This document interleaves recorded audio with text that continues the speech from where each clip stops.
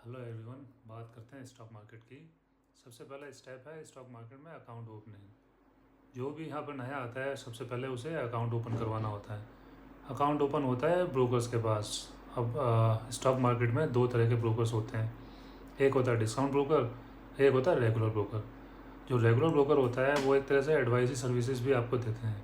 आप वहाँ का अगर अकाउंट ओपन करवाते हैं तो आपको कोई प्रॉब्लम आती है कि स्टॉक के बारे में पूछना है, कोई टिप्स नहीं बट कुछ पूछना है या कोई आपका पोर्टफोलियो के बारे में बात करनी है, तो आपको सर्विसेज देते हैं। बट डिस्काउंट ब्रोकर्स के पास ऐसा कुछ नहीं है। वो एक सीधा आप वहाँ पर ट्रेड कर सकते हैं बट एस पर्सनलाइज कोई सर्विस आपको मिलती नहीं है। सॉरी। डिस्काउंट ब्रोकर का बेनिफिट और डिसएडवांटेज और एडवांटेज क्या है? डिस्काउंट ब्रोकर में ब्रोकरेज काफ़ी कम होती है। एग्जांपल है इसके ज़ीरोधा हो गया, अब स्टॉक्स हो गया, ग्रो हो गया, और अब तो काफ़ी ज़्यादा डिस्काउंट ब्रोकर्स आ रहे हैं। और रेगुलर ब्रोकर्स तो बहुत सारे हैं, काफ़ी बैंक्स है जो आपको, आप कोई भी बैंक उठाकर देख लो, ICICI, कोटक या कोई भी बैंक है, वो आपको रेगुलर सर्विसेज देते हैं बट उनकी ब्रोकरेज काफ़ी ज़्यादा होती है। अब जो लोग डे ट्रेडिंग करते हैं या फ्रीक्वेंट ट्रेड्स करते हैं वो डिस्काउंट ब्रोकर के पास अपना अकाउंट ओपन करवाते हैं क्योंकि वहाँ ब्रोकरेज कम होती है। और जो लोग अपना पोर्टफोलियो मैनेज कर रहे हैं, बहुत कम ट्रेड्स लेते हैं, वो रेगुलर ब्रोकर के पास अकाउंट खुलवाते हैं। वहाँ उनको सर्विसेज भी मिलती है और अपना ब्रोकरेज का उनका ज़्यादा फ़र्क नहीं पड़ता है क्योंकि वो इतने ट्रेड्स लेते नहीं हैं। अब आपके ऊपर है आपको अकाउंट कहाँ खुलवाना है। दोनों अच्छा है, कहीं भी आप खुलवा सकते हैं। दूसरा आता है अकाउंट खुलने के बाद क्या करना है। अकाउंट खुल गया तो आपको एक मिलता है पासवर्ड और एक मिलता है ID। उससे आप लॉगिन करके उस ब्रोकर की वेबसाइट पर आ सकते हैं, इंटरफेस पर आ सकते हैं। उसके बाद आता है ऑर्डर लगाना। ऑर्डर लगाना मीन्स ऑर्डर एग्जीक्यूट करना। अब ऑर्डर एग्जीक्यूट कैसे होता है? ऑर्डर लगाने के भी बहुत दो तीन तरीके हैं। पहला तो है लिमिट ऑर्डर। अब लिमिट ऑर्डर क्या होता है समझते हैं। लिमिट ऑर्डर होता है, प्राइस सपोज चल रहा है 500 रुपीज़ पर। अब 500 रुपीज़ पर प्राइस चल रहा है, उसका नीचे का कोई भी प्राइस होगा, 499.90 499.50, या कोई भी 500 से नीचे है तो वो हो जाता है लिमिट ऑर्डर। आप अपना ऑर्डर लिमिट पर लगा के छोड़ देते हैं। अगर प्राइस वहाँ पर आता है तो एग्जीक्यूट होगा, नहीं आएगा तो नहीं होगा। ये तो हो गया लिमिट ऑर्डर। दूसरा होता है स्टॉप लॉस मार्केट ऑर्डर। अब स्टॉप लॉस मार्केट ऑर्डर क्या होता है? आपने एक पर्टिकुलर लेवल देखा, सपोज प्राइस चल रहा है 500 पर, आपने देखा कि 502 पर मेरा ऑर्डर एग्जीक्यूट होना चाहिए, उसके ऊपर मुझे लगता है कि मार्केट ऊपर जाएगा या मेरा स्टॉक ऊपर जाएगा, तो वो तो हो गया स्टॉप लॉस मार्केट। अब वहाँ तक प्राइस आया तो एग्जीक्यूट होगा, नहीं तो नहीं होगा। तीसरा होता है मार्केट ऑर्डर। अब मार्केट ऑर्डर क्या होता है कि आपने ऑर्डर पंच कर दिया और जो भी मार्केट में रेट चल रहा है, प्राइस चल रहा है, वो आपको मिल जाएगा। मोस्ट ऑफ द टाइम क्या होता है कि प्राइस होता है वो हमें दिखता नहीं है। मार्केट के अंदर ही अंदर किसी स्टॉक में ट्रांजेक्शन्स होती रहती हैं। आपको स्क्रीन पर 500 नज़र आ रहा होगा बट आपका ऑर्डर एग्जीक्यूट होगा 501, 502, कहीं पर भी हो सकता है थोड़ा नीचे भी हो जाए। बट मार्केट ऑर्डर थोड़ा रिस्की रहता है, तो उसमें मोस्टली आपका ऑर्डर्स ऊपर ही एग्जीक्यूट होते हैं। आप ऑर्डर आपने एग्जीक्यूट कर दिया, इसके बाद आती हैं दो बहुत इंपॉर्टेंट चीज़। मोस्ट इंपॉर्टेंट है स्टॉप लॉस।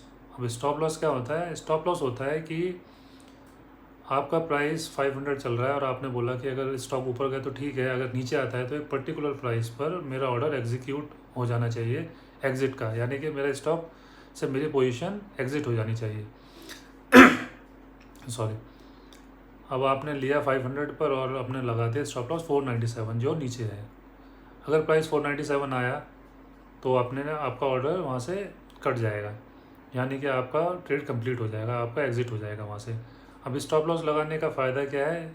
सबसे बड़ा बेनिफिट तो ये है कि अगर स्टॉक 497 आता है वो उसके बाद काफ़ी नीचे भी जा सकता है, 490 भी जा सकता है, तो आपका लॉस एक तरह से प्री डिफाइन है।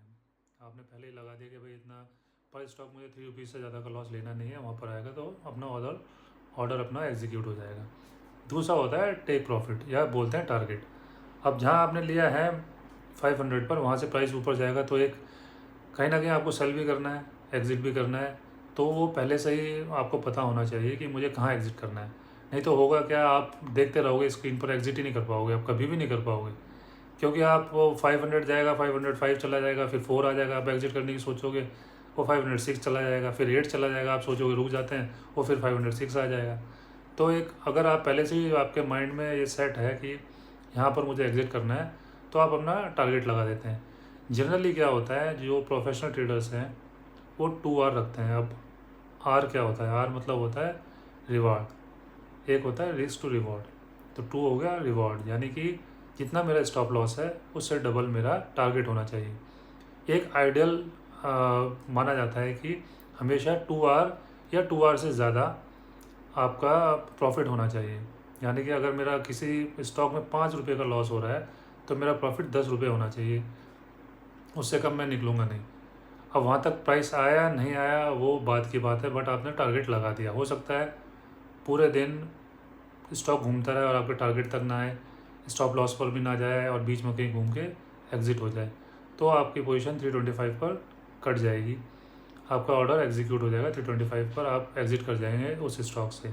अब टेक प्रॉफिट लगाने का फ़ायदा क्या है, और नुकसान तो खैर नहीं है ज़्यादा, बट फ़ायदा क्या है, बेनिफिट क्या है।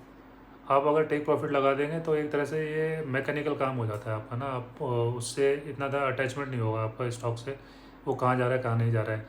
बट अगर आप लगाएंगे नहीं तो होगा क्या कि आप उसको देखते ही रहोगे और एग्ज़िट नहीं कर पाओगे कभी भी, क्योंकि मार्केट आपको एग्ज़िट करने ही नहीं देगा। आप एग्ज़िट करने की सोचोगे तो नीचे चला जाएगा, फिर आपको लगेगा कि मैंने तो 508 देखा था, 508 आ जाए तो फिर मैं निकल जाऊँ, 506 से सीधा 510 चला जाएगा, फिर आप सोचोगे थोड़ा और रुक जाता हूँ शायद 512 चला जाए, वो गिर के वापस 508 आ जाएगा। एक आप समझो इस चीज़ को, बस ऐसा एग्जैक्टली होता नहीं है, बट प्राइस ऊपर नीचे होता रहता है तो प्रॉब्लम आती रहती है एग्ज़िट करने में। अब आता है स्टॉप लॉस। स्टॉप लॉस है सबसे ज़रूरी चीज़, the most important thing in stock market is stop loss. अगर आप स्टॉप लॉस नहीं लगाते हैं, लोगों को एक मिसकंसेप्शन होता है कि ऐसा हुआ था कि मैंने एक स्टॉक में स्टॉप लॉस लगाया, प्राइस नीचे गया और घूम कर वापस ऊपर चला गया और फिर वो मेरे टेक प्रॉफिट तक या टारगेट तक चला गया, तो आप स्टॉप लॉस नहीं लगाते हैं। बट एक दिन ऐसा आएगा कि वो स्टॉक घूमेगा ही नहीं और नीचे नीचे नीचे जाता रहेगा, क्योंकि स्टॉक के अंदर क्या न्यूज़ चल रही है, उसको कौन बेच रहा है कौन ख़रीद रहा है आपको कभी पता चलेगा ही नहीं।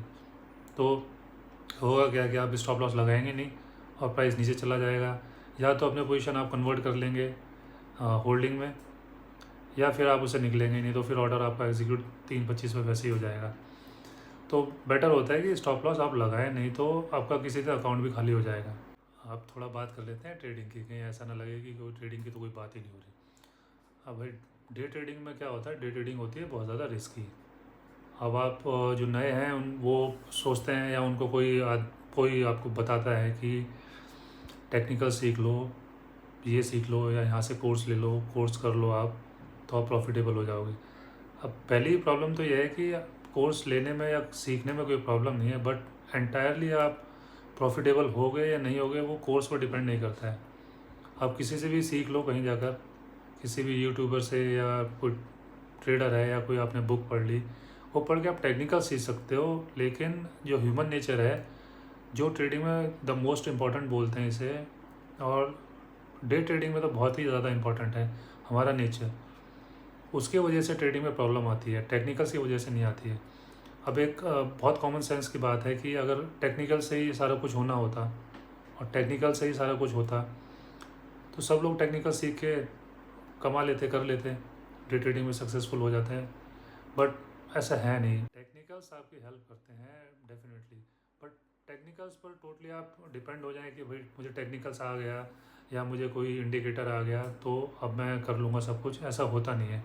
वैसा होता क्यों नहीं है, क्योंकि अभी मैंने आपको बताया स्टॉप लॉस और टेक प्रॉफिट जब हम लगाते हैं तो वहाँ पे तो आपने टेक्निकली कहीं से पढ़ लिया कि भाई स्टॉप लॉस लगा दो, बट जब आप स्टॉप लॉस लगाते हैं और जब आपका स्टॉप लॉस हिट होता है तो एक साइकोलॉजिकली एक हमें एक तरह का पेन होता है, यानी कि एक डिसअपॉइंटमेंट होती है कि गलत हुआ, ये हुआ, जो भी हुआ, क्योंकि हमारा माइंड जो है वो सब सिर्फ प्रॉफिट चाहता है, लॉस तो देखना ही नहीं चाहता। और ऐसी बहुत सारी साइकोलॉजिकल प्रॉब्लम्स आती हैं हमारे ट्रेडिंग में, जिससे हम फर्दर आगे जो वीडियोस देखेंगे उसमें बताएंगे, उसमें बात करेंगे। और टेक्निकल्स तो सीख लेंगे, टेक्निकल्स तो सीखने में कोई इतनी बड़ा इशू होता नहीं है। थोड़ा टेक्निकल्स की बात करते हैं, थोड़ा आपको टेक्निकल्स की नॉलेज भी होनी चाहिए। ऐसा नहीं है कि सारा कुछ सिर्फ साइकोलॉजी पर ही डिपेंड करता है या हमारे ह्यूमन नेचर पर करता है, टेक्निकल्स भी आने चाहिए। तो बेसिक क्या होता है टेक्निकल्स का, आप समझ लो, एक बेसिक है, एक होता है सपोर्ट और एक होता है रेजिस्टेंस। ऐसा नहीं है कि सपोर्ट रेजिस्टेंस ही सब कुछ है, बहुत सारे इंडिकेटर्स हैं बहुत सारे और भी टेक्निकल टर्म्स हैं। नए लोगों के लिए एक चीज़ को समझना ज़रूरी है, वो है सपोर्ट और रेजिस्टेंस। अब सपोर्ट क्या होता है? तो प्राइस कहीं से मूव करता है, सपोज प्राइस ऊपर जा रहा है, वहाँ से कहीं गिरा प्राइस, ठीक है। प्राइस जब गिरता है तो कहीं ना कहीं आकर वो रुकता है, एक जगह आकर रुकेगा प्राइस। ऐसा नहीं है कि प्राइस गिर रहा है तो गिरते ही चला जाएगा। और जब वहाँ से वापस ऊपर की तरफ मूव करता है तो एक सपोर्ट बनाता है वो, कि सपोज़ मान लो प्राइस 500 से गिर कर 480 आया और फिर वापस 485, 487, 488 चला गया, तो वहाँ एक 480 हम एक सपोर्ट बोल देते हैं। ये एक रफ टर्म्स में मैं आपको बता रहा हूँ, एग्जैक्टली क्या होता है वो तो अलग बात है, बट आप एक समझ लो कि प्राइस जहाँ से गिरा और जहाँ से वापस रिवर्स हो रहा है ऊपर की तरफ, वो तो हो गया एक सपोर्ट। अब प्राइस 500 से ऊपर जा रहा है, कहीं ना कहीं जाके रुकता है और वहाँ से फिर वापस नीचे आता है। 500 से प्राइस चला, 515 पहुँचा, 520 पहुँचा और वहाँ से थोड़ा नीचे आया, 517 आ गया, 16 आ गया, 15 आ गया, तो एक हम उसे रेजिस्टेंस बोल सकते हैं कि एक रेजिस्टेंस है। बट सिंपल प्राइस कहीं से रिवर्स कर रहा है तो उसे रेजिस्टेंस ऐसे बोलता नहीं है। और भी बहुत सारी चीज़ें होती हैं उसमें किसी एक पर्टिकुलर प्राइस को रेजिस्टेंस बनने के लिए। अब रेजिस्टेंस कई तरह से होता है, सपोर्ट भी कई तरह से होता है। एक एग्जांपल ले लीजिए आप, कोई भी राउंड नंबर है, राउंड नंबर मतलब 500, 600, 650, 700, 750, 50 पर और 100 पर एक राउंड नंबर होता है। स्टॉक मार्केट में स्टॉक्स इस लेवल पर रिएक्ट करते हैं, ऐसा नहीं है कि हमेशा रिएक्ट करते हैं, बट वहाँ रिएक्ट करने के चांसेस होते हैं। कोई स्टॉक चल रहा है अगर 500 से और वो अगर 550 पर पहुँच रहा है, तो वो ऐसा लेवल होता है जहाँ पर बहुत सारे इन्वेस्टर्स, बहुत सारे ट्रेडर्स उस लेवल को देखते हैं, तो वहाँ पर एक प्रोबेबिलिटी हो जाती है प्राइस की कुछ रिएक्शन देने की। हो सकता है रिवर्स करे, हो सकता है ऊपर चला जाए, पता नहीं, बट वहाँ पर एक रिएक्शन आने के चांसेस ज़्यादा होते हैं। स्टॉक मार्केट है प्रोबेबिलिटी का गेम, यहाँ कुछ सर्टेन नहीं है कि ऐसा ही होगा। अगर ऐसा ही होना होता कि ऐसा 100% होगा, ऐसा नहीं है स्टॉक मार्केट में। कोई भी चीज़ अगर 100% होगी स्टॉक मार्केट में तो स्टॉक मार्केट ही एग्जिस्ट नहीं करेगा, ये प्रोबेबिलिटी पर ही चलता है। तो अब रेजिस्टेंस है या कोई सपोर्ट है, सपोर्ट और रेजिस्टेंस कई बार राउंड नंबर्स होते हैं, बहुत सारी मूविंग एवरेजेस हैं और बहुत सारे इंडिकेटर्स हैं जो इंडिकेट करते हैं कि यहाँ एक रेजिस्टेंस हो सकता है। मेनली लोग हॉरिजॉन्टल लाइन खींचते हैं सपोर्ट के लिए या रेजिस्टेंस के लिए। हॉरिजॉन्टल लाइन का मतलब हो गया कि अगर प्राइस 520, जैसे 500 से 520 गया, वहाँ से नीचे आया, वापस वहीं जा रहा है, फिर वापस नीचे आ रहा है, तो वो एक तरह से लाइन खींच लेते हैं वहाँ पे हॉरिजॉन्टल, कि ये एक बन गया हमारा रेजिस्टेंस। सेम नीचे है, अगर 480 पर 2 बार चला गया, 480 गया, वापस ऊपर आया, 485, वापस 480 आया, तो वहाँ पर फिर एक बार लाइन खींच लेते हैं हॉरिजॉन्टल की, एक सपोर्ट हो गया। तो एक तरह से जोन हो जाती है। एक रफ में आप समझो कि 520 ऊपर और 480 नीचे है, प्राइस इसके बीच में घूम रहा है, तो ऊपर हो गया रेजिस्टेंस, नीचे हो गया आपका सपोर्ट। सपोर्ट को आप एक सीलिंग, एक बेस, फ्लोर समझ लो आप, फ्लोर है, और अपना रेजिस्टेंस हो गया सीलिंग। जब प्राइस वहाँ से उसको तोड़ेगा, सीलिंग को तोड़े या फ्लोर को तोड़े, तो वहाँ से लोग फिर इन्वेस्टर्स और ये अपने ट्रेडर्स वहाँ पर देखते रहते हैं, वहाँ पर काफ़ी वॉचफुल रहते हैं, और देखते रहते हैं कि वहाँ पर प्राइस क्या मूवमेंट कर रहा है, वहाँ पर क्या पैटर्न बन रहा है, उसके अकॉर्डिंग वो अपने ट्रेड्स लेते हैं, या ट्रेड्स लेने देखते हैं कि ट्रेड्स ले सकते हैं नहीं ले सकते, बट वहाँ थोड़ी मूवमेंट होती है। कल मिलते हैं, कल बात करते हैं। Thank you.